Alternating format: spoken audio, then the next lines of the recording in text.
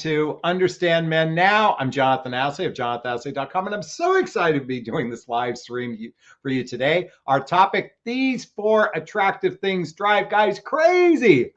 Crazy. All right, really quickly, if you're brand new to my YouTube channel, please hit the subscribe button, hit the bell so you can be notified of new videos. And if anytime during this video the content resonates with you, please hit that like button so I could be seen in the YouTube algorithms. Really quickly, my coaching is what I call heart-centered radical honesty.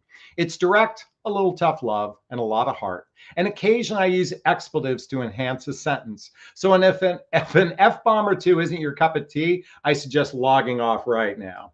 Lastly, these are my thoughts, my perceptions, my opinions. By no means do I suggest this is the truth. You have to decide the truth for yourself. I'm a contrarian, so much of my advice goes contrary to public and traditional opinion. So sift through it, find the nuggets if you feel like there are some, and go from there. All right, we're going to talk about what it takes to drive a guy crazy. Now, really quickly, before I get into this, I have to say something. When I mean the word crazy, I mean in a good way. I don't mean in the way that he's pulling out his hair because you drive him nuts, okay? I'm talking about that inner crazy that makes him just want to be with you more and more and more and more and more. And, you know, I recognize that for a lot of people, this is very challenging stuff because most of us weren't raised actually being prepared to be in a healthy, happy relationship. Most of us weren't taught what it takes to be in a healthy, happy relationship. In fact, most of our role models were in dysfunctional relationships. And guess what happens? When we witness dysfunction, we operate from a place of dysfunction. Now, why am I sharing this on a topic that centers around attraction? Well, it's because I'm here to say attraction is only one piece of the puzzle of a successful relationship. Let me repeat that. Attraction is only one piece of the puzzle of a successful relationship. And yet it's the piece that we most appreciate. It's the icing on the cake that we most appreciate. And yet, if you follow my channel, you know I go much deeper than the surface. And even though this topic is a little bit on a surface level, there is going to be some gold and some nuggets I believe that you'll find. And before we get there, though, I want to address this piece that I just talked about, this attraction piece. And if you're not familiar with my relationship iceberg, here it is. And you can see that above the waterline is chemistry. And you can see the words attraction, attraction. And yet below the waterline, you see the word compatibility, compatibility. And within compatibility, there's shared values, blendable lifestyles, and emotional maturity. Emotional maturity. One of the primary reasons why relationships suffer so much is that there's a lack of emotional maturity within one or both parties in the relationship. And the fact of the matter is, most human beings, men and women alike, have weak relationship skills, weak relationship skills. And if you're not familiar with my emotional maturity chart, I'm going to share it with you. Most of you have seen this. And by the way, at the bottom, I want you to know this is not a fact, it's an opinion. But I believe roughly about 20% of the population has clinical issues. I mean, they're got stuff going on, clinical stuff like narcissism, like bipolar, like borderline personality that makes it very difficult for them to be in a relationship. And then another 20% are actually emotionally healthy enough to be in a relationship. But I'm here to say that 20% is being probably incredibly generous when I say 20%, but I had to balance this out. And the vast majority of people are in the 60% or the dysfunctional skills when it comes to actual interpersonal relationships and romantic relationships. Most humans have weak communication skills when it comes to being a relationship. So it doesn't matter how attractive you are unless you shore up. Do you share the same values? Are your lifestyles blendable? And are you emotionally mature? Because one of the last attractive thing I'm going to share today centers around all of this. Now, really quickly, before I jump into those 4 things, which I'll do in just a moment, I promise, I want to recommend 2 books that everybody purchase to shore up their relationship skills. And the first book I recommend is Nonviolent Communication by Marshall Rosenberg. Nonviolent Communication by Marshall Rosenberg.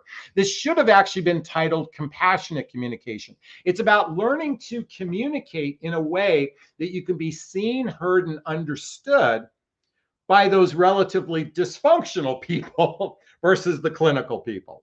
And the second book I highly recommend getting is the book 8 Dates by Doctors John and Julie Gottman. 8 Dates by Doctors John and Julie Gottman. Folks, I highly recommend reading this, and you should be definitely reading this before the next time a penis gets to go inside the vagina. In fact, I recommend purchasing 2 copies of this book for any couple that's going to explore a deeper relationship, which includes physical intimacy as well. All right, I've said my piece. Now let's get into those 4 attractive things that drive guys crazy in a good way. Now, I know most of my contemporaries will tell you things like be in your feminine energy or lean back so he can claim you. And then they talk about confidence and they talk about boundaries, okay? Well, I'm going to share 3 of the most obvious things, or probably superficial things, and yet the 4th one is the most important. And that's what I want you to stick around for, because that one is critically important to actually forming a stronger bond with a man, and it actually forms a stronger bond in the relationship, So I'm going to put on my trusty glasses. Here's my notes. And really quickly, I want to thank Eleventa, Miss Wright, for the super sticker. I really appreciate that. Really quickly, number 1, and this is so critically important for me. I'm going to tell you something that this is the first thing I notice on women. And when I see this, my heart starts racing. I'm going to tell you, my heart starts racing. And that is what I call a vivacious smile, a vivacious smile. Sadly, when I'm scrolling through dating app pictures, and I'm using dating apps as an example, I can tell you that the vast majority of women are not smiling. They're frowning. They have sunglasses on, and it's really poor quality. I mean, sometimes they're with so many friends, you can't tell who they are. But whether it's in the digital form when you're connecting via the online medium or in person, what really turns on most men is a vivacious smile. Many of you have written me and said how much you appreciate my smile. But let me tell you something. My smile used to look like this. Or it was like this. That was my old smile. And I know many of you struggle smiling. And, you know, we all, and listen, if you're like me, you probably feel that someone like Julia Roberts is infectious because she has a vivacious smile. So I want to teach you today the secret to a vivacious smile, to that infectious smile. And it's something I learned, folks. I actually some years ago dated a 1980s supermodel. She was in New York, print, I mean, just did the whole shebang. We dated for a little bit. I was kind of in awe. Which is not really a healthy thing, to be in awe of beauty, but you know what? Listen, I'm a red-blooded guy like most men, and she actually, while we were dating, taught me the secret to a great smile, especially in photographs, but also how to present yourself out in person, and that is to chuckle. Now, it might feel awkward chuckling, but when you take the photograph, maybe I should just take a quick photograph of me chuckling to demonstrate this. Or let me get my camera going. I'm going to do this in reverse. All right, I just took a picture. Oh, that's lame. But you know what? My point is the camera captures the energy. The camera captures the energy. And let me tell you something. There's something incredibly attractive about men and women who have a vivacious smile, that have that energy exuding from inside them. Now, I recognize that a lot of you may not feel like smiling. You may have some reasons not feel like smiling. Look, folks, you all know I lost a child. There's my picture of my son, Connor, who passed away a few years ago. I have reasons not to smile. And yet in his honor, I know he would want me to live the most amazing life.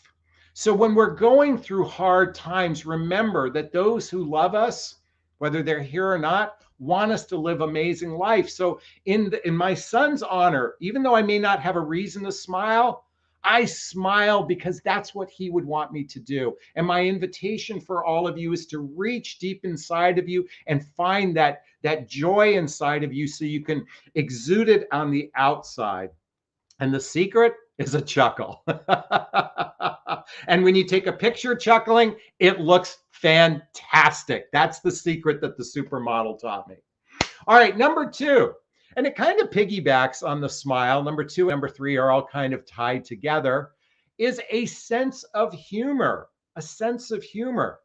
I got to tell you, as a midlife man dating in this realm today, most of the women I meet have a real shitty disposition. I mean, I'm sorry to say this, but most of the women I meet, it seems like that they've got a chip on their shoulder. They've got resting bitch face and they lack a sense of humor. Now, I recognize that my sense of humor may not correspond with someone else's sense of humor. I recognize that. And yet at the same time, it's important to find people who's aligned in your sense of humor, and it's important to actually exude your sense of humor. And that's what I want to encourage everybody to do, to let their sense of humor out sooner rather than later, because that's incredibly attractive and infectious to be around people that know how to laugh. I remember on a date not too long ago, I was on a first date with someone. It was 5 hours long. This was a while back now that I think about it. And we laughed the entire time because our sense of humor was meshing. And I found it incredibly attractive. So I invite you all to lean into your sense of humor. Number 3. What did I write down? I wrote down, be kind, easygoing, and flexible. Kind, easygoing, and flexible. I will tell you, and I notice this a lot with midlife women versus the younger population. It seems like there's such a rigidity for most people in midlife that there's these rules that you have to do and all these expectations that take away all the fun of actually really connecting with another human being, to actually have all this rigidity and rules. And listen, as you all know, I am the first one to say, I don't want to say don't trust men, but I certainly I want everyone to operate from the premise that most men are rather fucking clueless when it comes to dating. They're the clueless ones. They're not necessarily commitment phobe. They just don't understand the mechanics of a healthy, happy relationship. This is why I'm going to say this book over and over. Read the book 8 Dates by Drs. John and Julie Gottman so you can understand the mechanics to a healthy, happy relationship. And when you come from that place of knowing, you can just let go and really pay attention.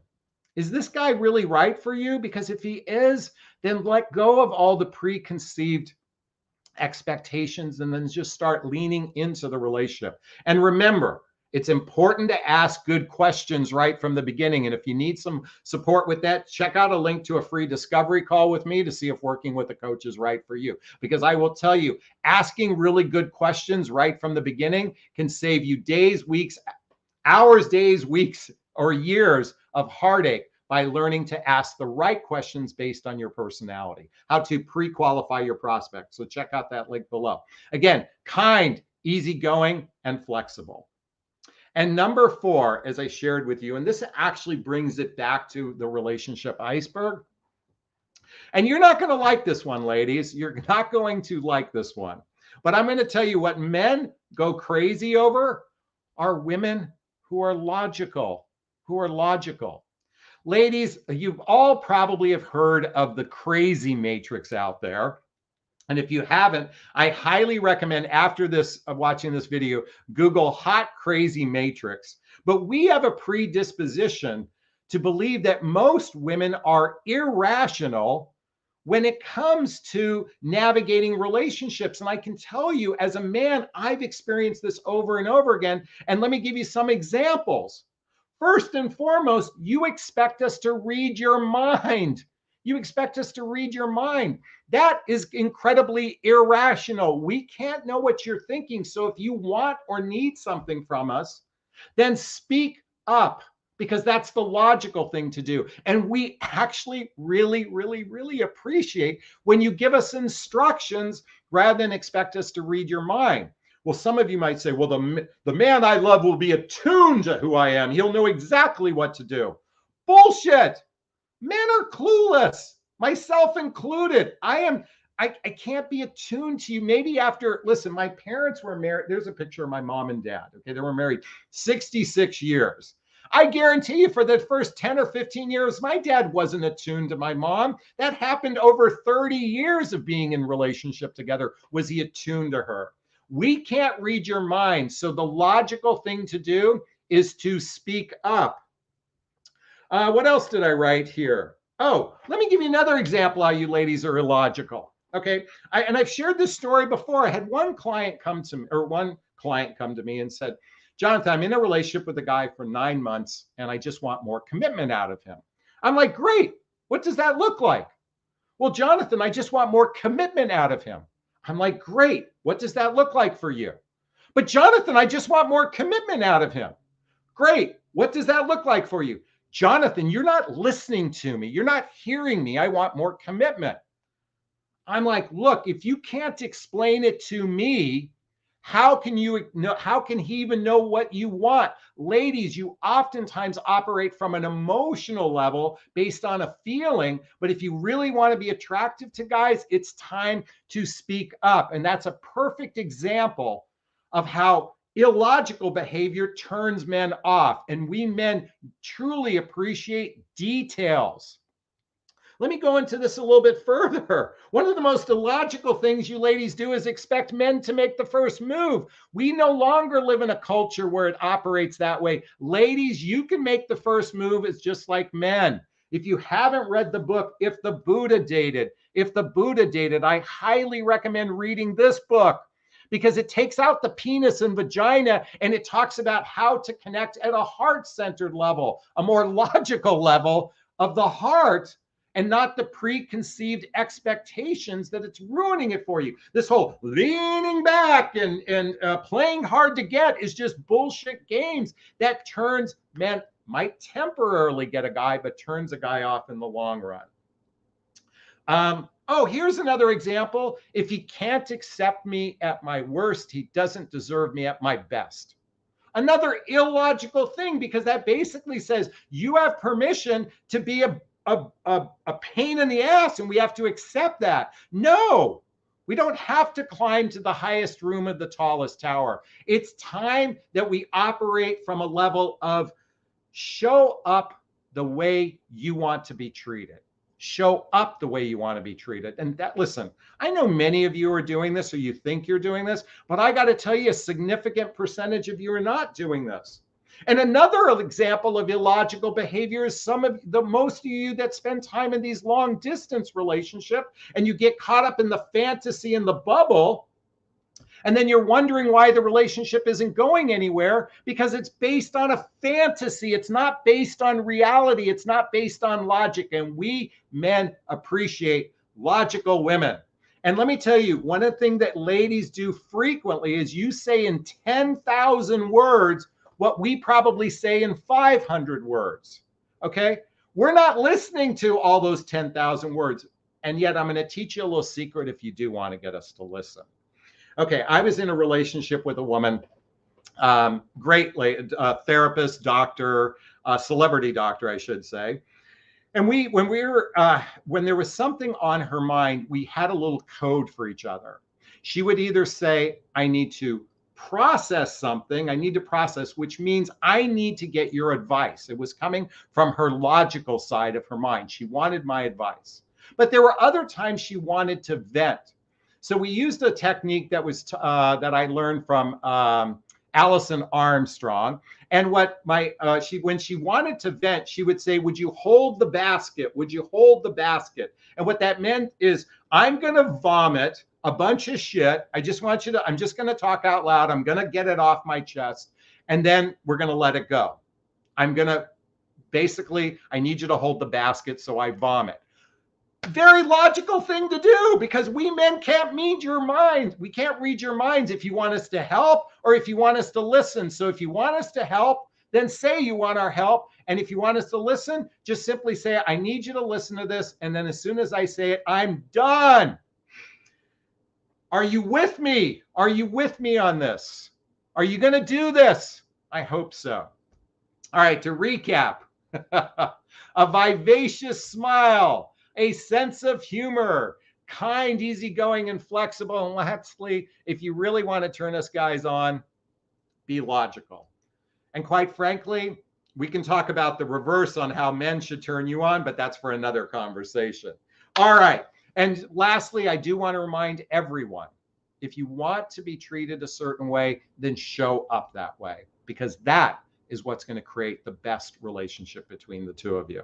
Is this sinking in? Is it resonating? Please let me know. Hit that like button. All right. Those who know my live stream know those are on the video right now. Live, there's a chat box where you can post questions. You can write the word question and post the question thereafter. This is time for the Q&A, or you can purchase a super sticker or super chat. That's the little $ there. And if you post a super sticker, super chat, it's easier for me to find, and I'll answer your question. Also, it tells me that you appreciate me. And all the funds from the super sticker, super chat goes to a scholarship fund in the name of my son, Connor Aslay. Again, that's my son right there. And right there, my son Connor, who passed away. In his honor, the scholarship fund is designed to defray the cost of personal development for those that seek personal development help. So again, please purchase that super sticker to tell me that you appreciate me and you want to donate to the cause. And if you're listening to the replay, you won't be able to see the chat box, or if you're listening to the audio version. All right, are we ready for questions? I hope so. All right, let me scroll through here, see what we got. Stormy says, what's logical to me is that this is my reality and all of you are holograms, and teddy bears will no longer be in my reality. There you go. Let's see what else. Let's go swim in. Do we have any questions? Glenn, can you help me be a better picker? Valley, yes, I can. Schedule a free discovery call with me. Folks, my area of expertise is teaching you how to pre-qualify your prospect. So you're investing time in men who are more suited, better suited for you, because our old way of dating, which is all chemistry-based way of dating, isn't working. We have to determine, do we share the same values? Are our lifestyles blendable? And does this person have the emotional maturity and relationship skills to actually go the distance? And that's what I teach you how to vet for that. So if you want to vet men, check out the link in the description for a free discovery call with me. So great question, Glenn. Thank you so much. Elaine says both have to take the initiative. Exactly. It's a two-lane street. Roseanne says, thank you for another great video and making me and numerous others laugh today. It's just my sense of humor. By the way, I'm going to tell you, I was in a relationship with someone who didn't like my sense of humor. Listen, I have a very warped sense of humor. I can be sarcastic. I can be crass. I can be a brat. I mean, I'm not perfect by any stretch of the means. So, but I'm happy to hear I make you all laugh. So, let's see, we got some questions here. Vivian says, Jonathan, that cornflower blue shirt looks amazing on you. Thank you so much. I appreciate that. All right, Tia Marie says, can two Leos have a successful relationship? You know, I was in a relationship once. My birthday is August 1st. Her birthday was August 3rd. And we both, well, she had a much bigger personality than me, and she was actually quite a bit more famous than me. In fact, I had no fame at that time in my life. So, and I was able to hold space in her success and her big personality.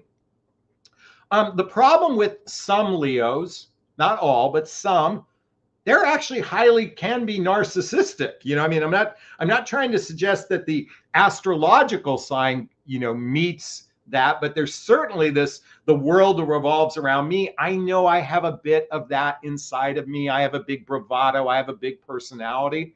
And if someone else has a big personality, that sometimes can clash unless you find that way to coexist together in your personalities. And certainly your professional life could be a big part of that too. So if you're not able to mesh your professional lives together, it could be quite problematic. Now, not everybody is a Leo that wants to be in the limelight. Not every Leo believes that the world revolves around them.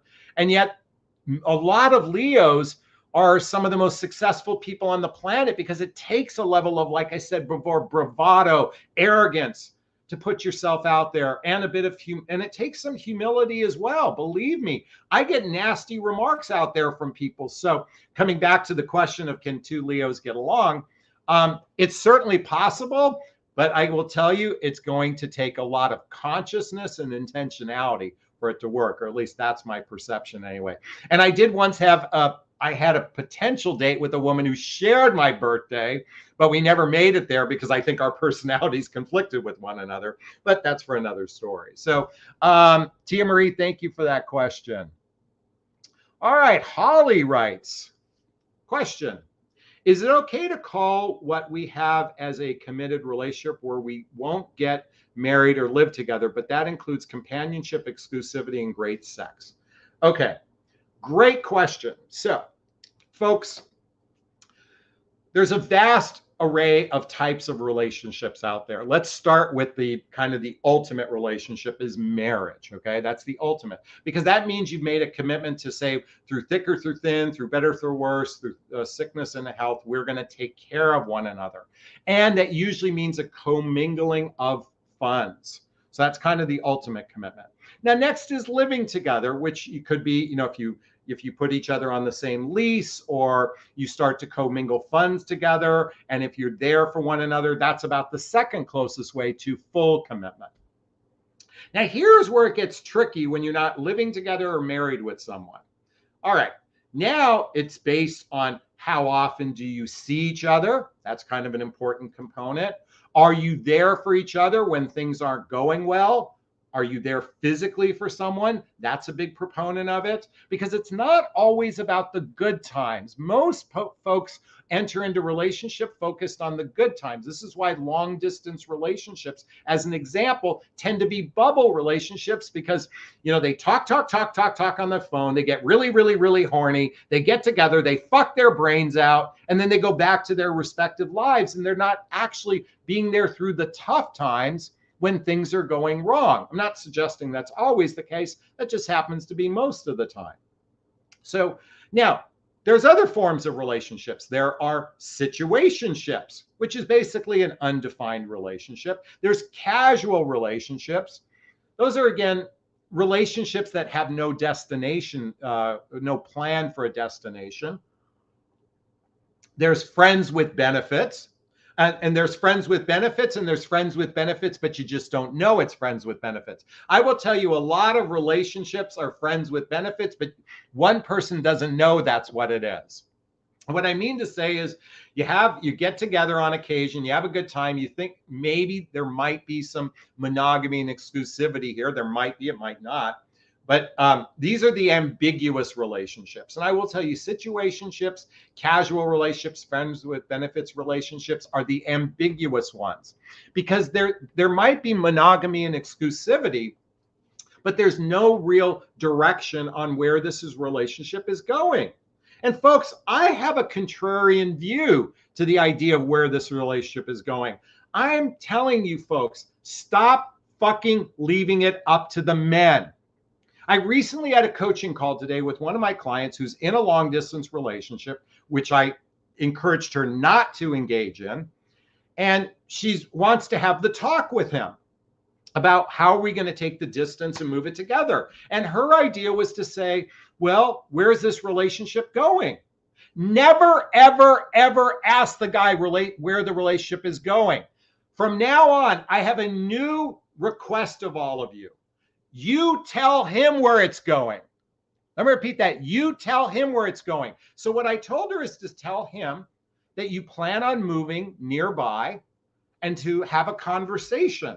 Tell him you're planning on moving nearby and have a conversation. She is scared shitless to have this conversation with him. She's scared shitless because she's afraid he'll break up with her. Folks, that's what you want to do. You want to provoke to actually see where this man's metal is, where his metal is. Metal? Is it metal or metal? Meddling? Anyway, I'm having a brain fart here for a moment. But where his real temperament is on where this relationship, what does this relationship mean to him? Ladies, you don't have time to fuck around. You don't, listen, the average woman wastes 5 years with the wrong guy. What? Yes, the average woman wastes 5 years with the wrong guy. What? Yes. Stop fucking around. We don't have time to fuck around at this age. It's time to get intentional. Folks, let me repeat this again before the penis goes in the vagina. Purchase 2 copies of this book, 8 Dates. He doesn't get to fuck you until you know what his true intentions are. Now, this might be a little draconian. It might be a little rash. But you know what? I would rather find out who this person is before you give your heart away, or give your heart to him, excuse me, than to find out later. I have so many of my contemporaries just say, go with the flow, have a good time. You'll find out who he is 6 weeks, 8 weeks, 12 weeks in. Folks, let me tell you something. The minute you start engaging in someone, your heart gets attached, and it's really fucked to find out 12 weeks what you could have found in week 1, because you become attached. And by the way, a lot of my contemporaries who say this are men. Men can detach a lot easier than you can. Let me repeat that. Men can detach a lot easier than you can. I'm here to say, I'm not going to give you that advice because that's very male-oriented advice, because we can detach a lot easier. And quite frankly, we don't easier. We're so used to detaching easier that we can do it. But quite frankly, it's just as gut-wrenching for us when we are attached to someone and they end the relationship 12 weeks in. I'd rather have the Band-Aid ripped off in the 1st or 2nd week than the 12th week or 12th year. Not the 12 years, or 12 months, let's just say. At least that's my invitation for every one of you. So going back to the original question, what was it, Holly? Is it okay to call my committed, we have a committed relationship where we get married, live together, but listen, folks, I'm here to say, once 2 people start going on the path of investing in one another, then it's time to be fucking intentional. And I know some of you are probably pissed that I'm cursing, but I'm cursing because I'm tired of the childlike behavior amongst human beings. And folks, listen, I was there too. I was very clueless.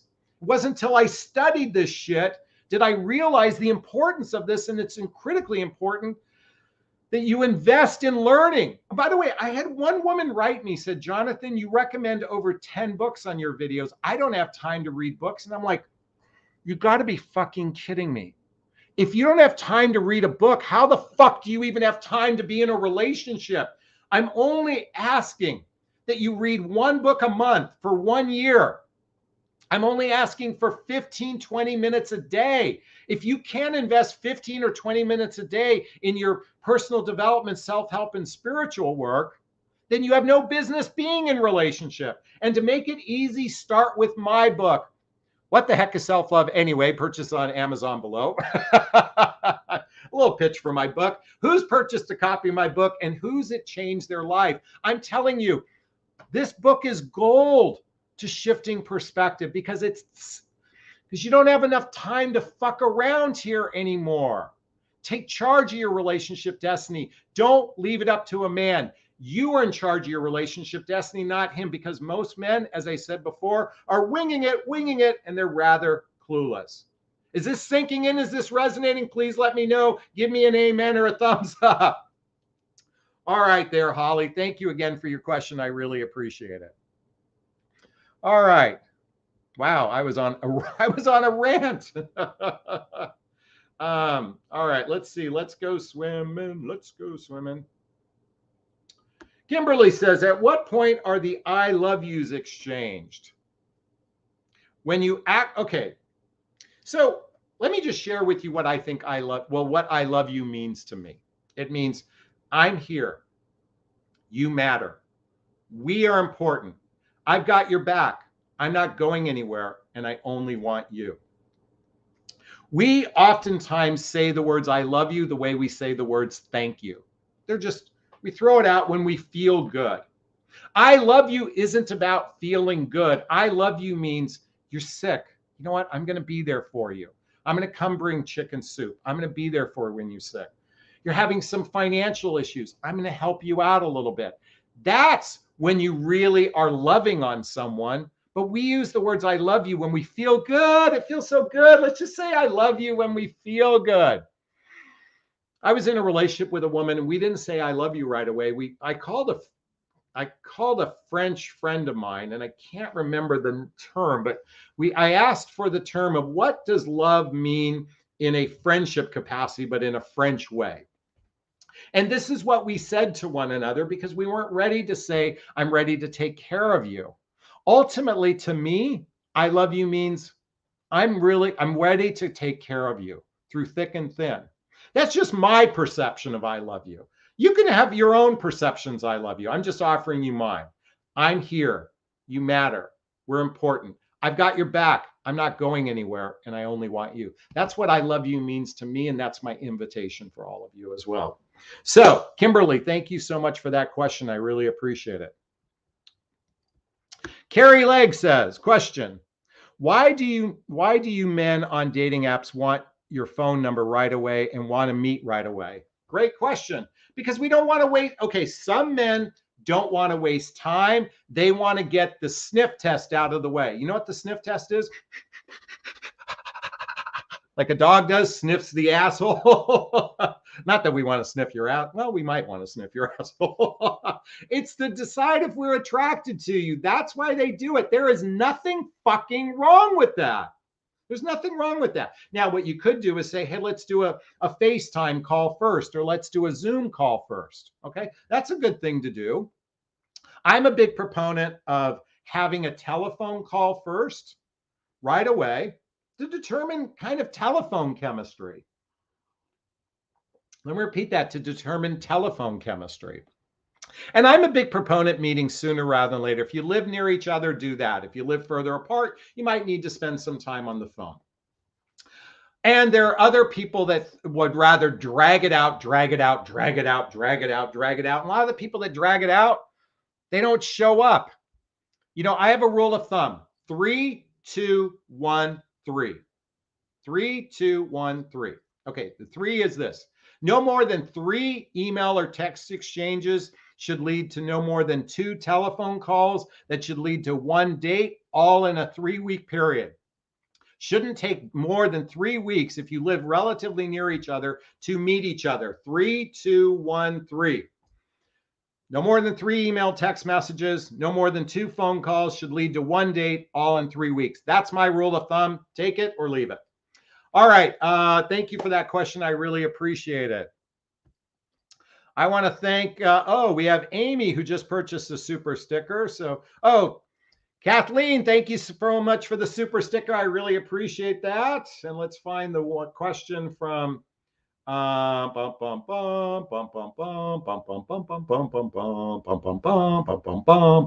my God, here we go. We got a lot of questions I missed. All right, from Amy. Question. I don't wait for a man to make the moves, but I don't want to seem pushy or too forward either. Is there a happy medium, or how much is too much? Great question. So let's say you're communicating with a guy on this little device. Let's use that as an example first. You can simply say, hey, I'm enjoying our conversation. Would you like to get together for a drink? My treat. Would you like to get together for coffee? My treat. You can simply say that. Hey, I'm enjoying our conversation. Would you like to get together for coffee? My treat.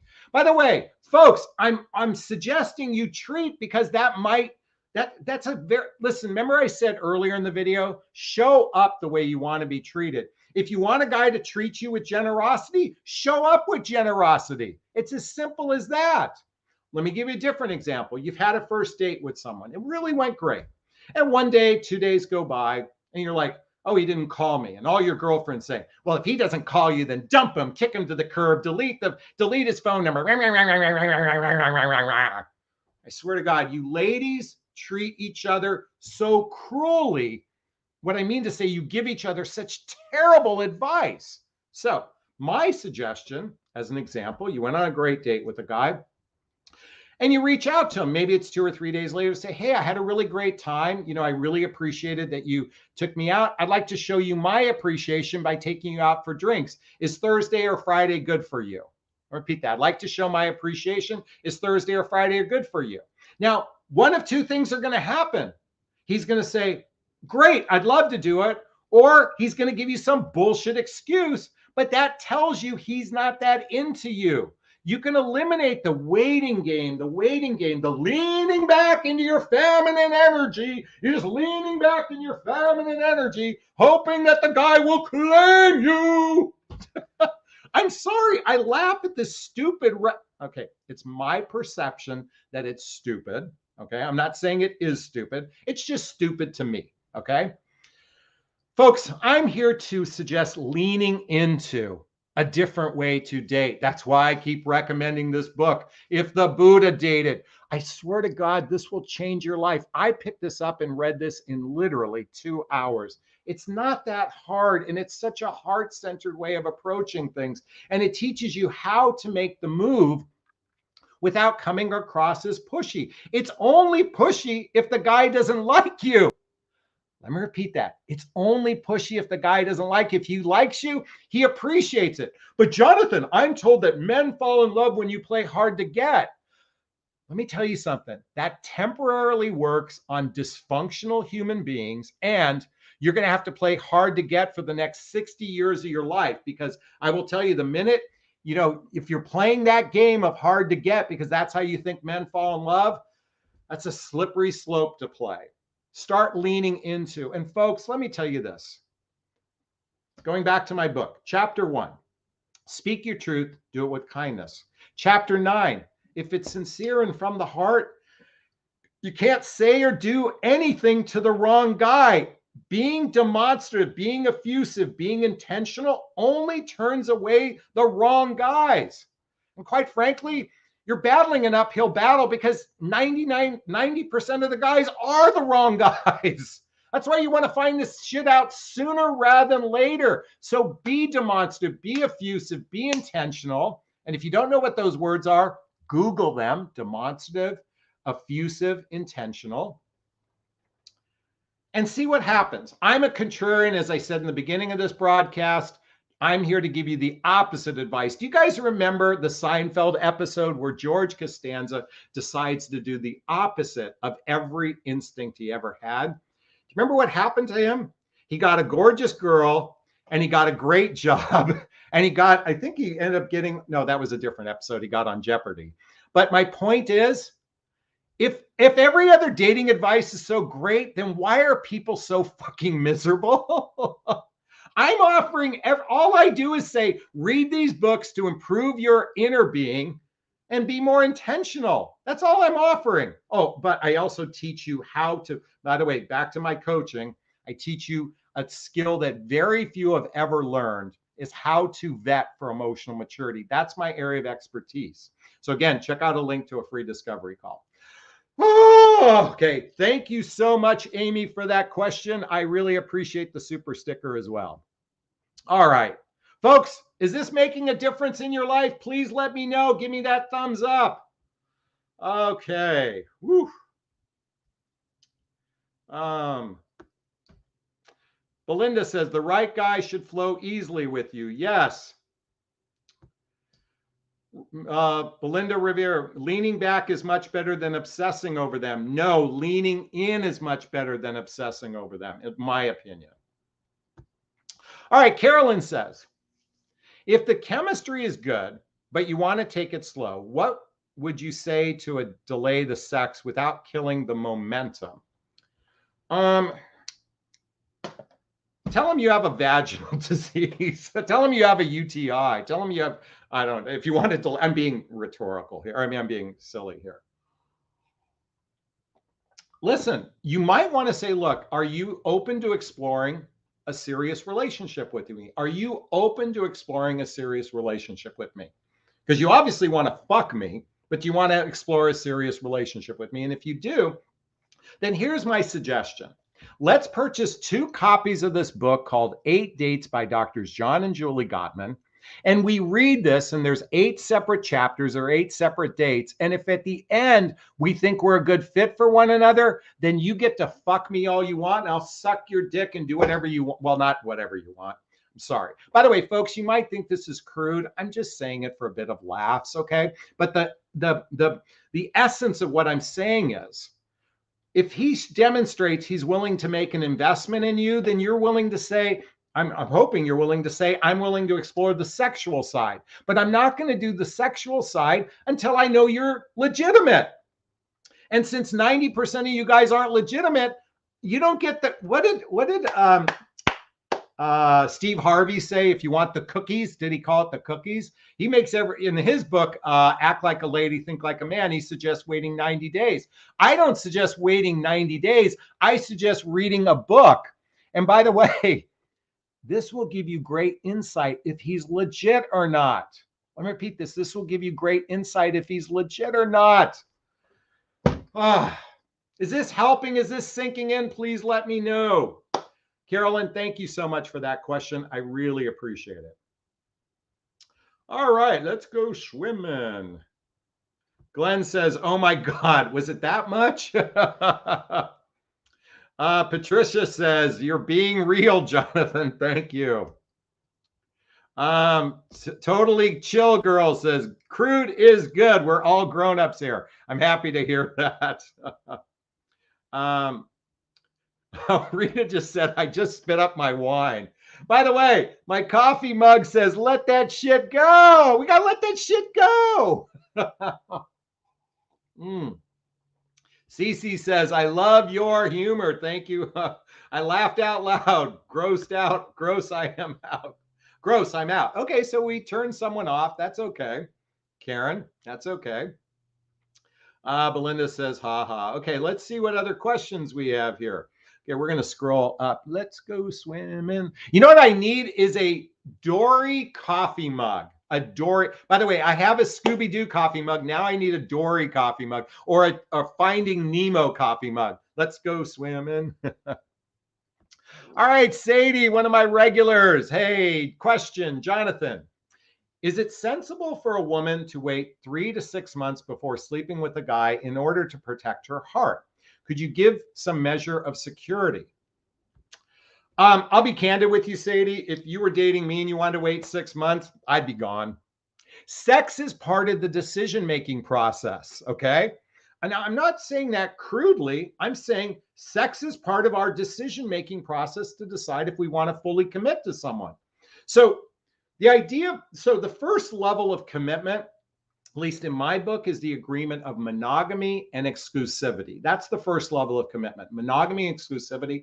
And the way we men get there is we got to fuck, okay? That's part of our DNA. Now, this is one of the reasons why it used to be if you wanted to get laid, you had to get married, okay? We don't operate in that space before. So I don't believe in arbitrary timelines. I'd rather you just say, hey, can we purchase 2 copies of this book, 8 dates, review it together before we have sex? And that can happen within 8 weeks, or it can happen within 4 weeks. But I don't like an arbitrary, see, because here's the thing. If you have to protect your heart, you've already lost.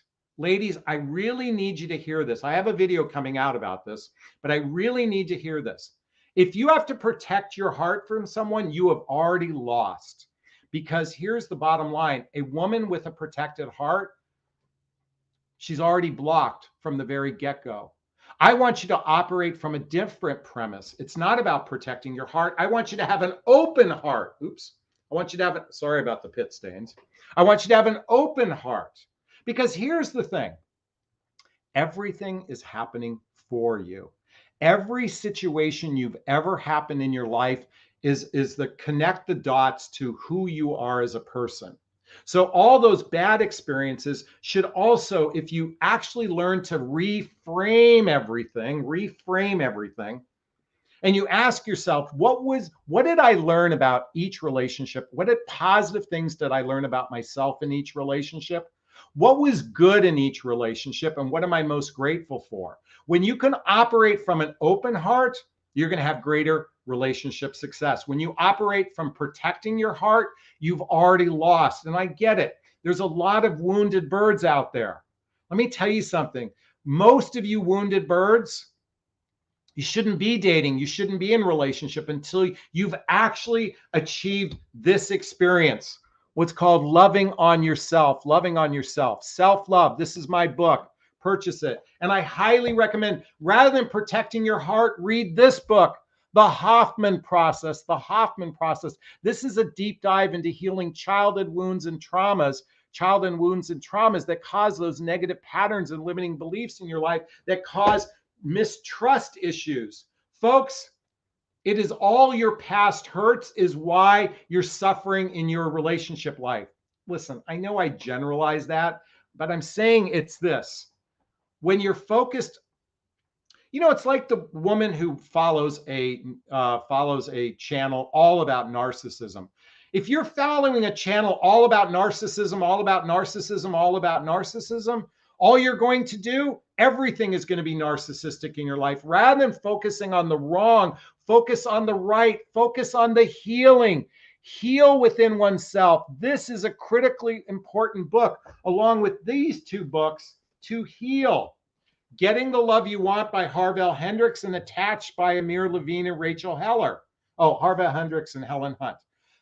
It's time for a healing. It's not don't protect your heart, because we men cannot climb to the highest room of the tallest tower. It is not our job to break down your defenses as I'm spitting. It is both human beings' job to show up open, demonstrative, effusive, intentional. And that is the greater path to relationship success. And that's my invitation for you. Listen, as I said in the beginning of this broadcast, these are my thoughts, my perceptions, my opinions. By no means do I suggest this is the truth. You have to decide the truth for yourself. I'm a contrarian. And I feel like that's what love would do, and that's how love would respond, is to operate from an open, loving heart than a protected, closed heart. Who's with me here? Who's with me here?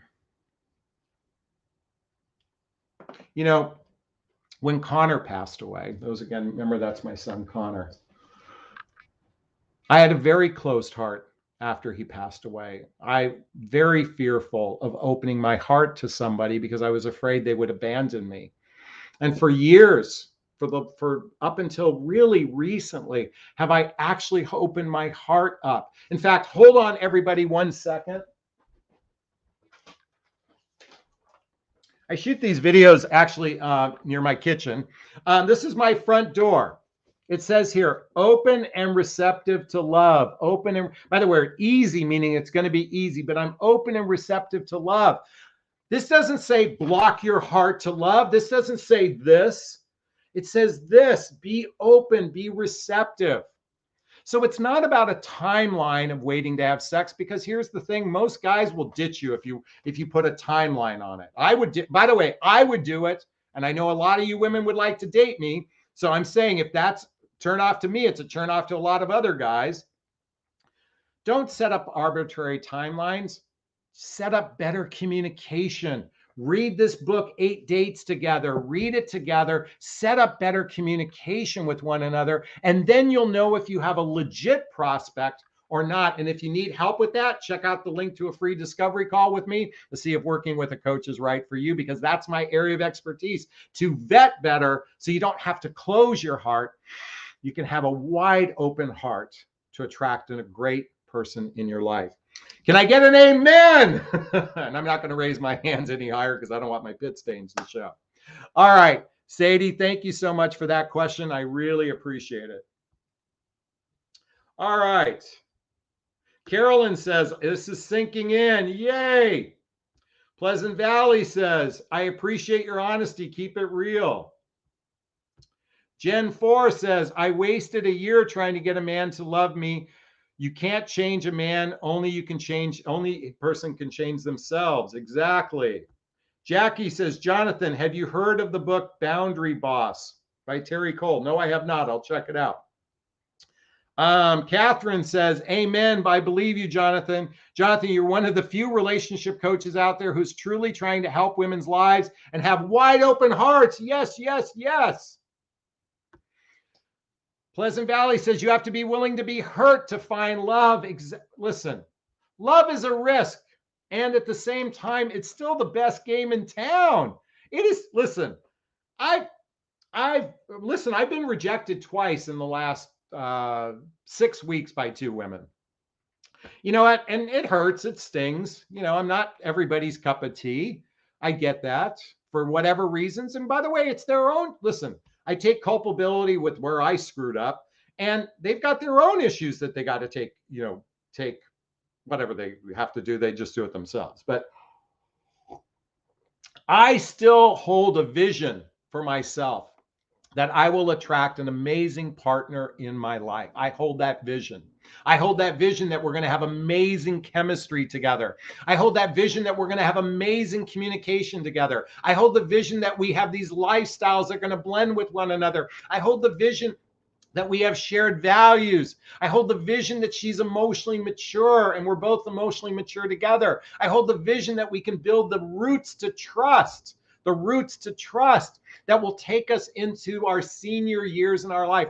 I hold that vision, and I invite everybody to hold that vision for themselves. And I want to remind you that while it's a shit show out there, it's a fucking cluster fucking shit show out there. I'm also here to say it's raining good men. It's raining good men. Most men are good people. They're just bad daters.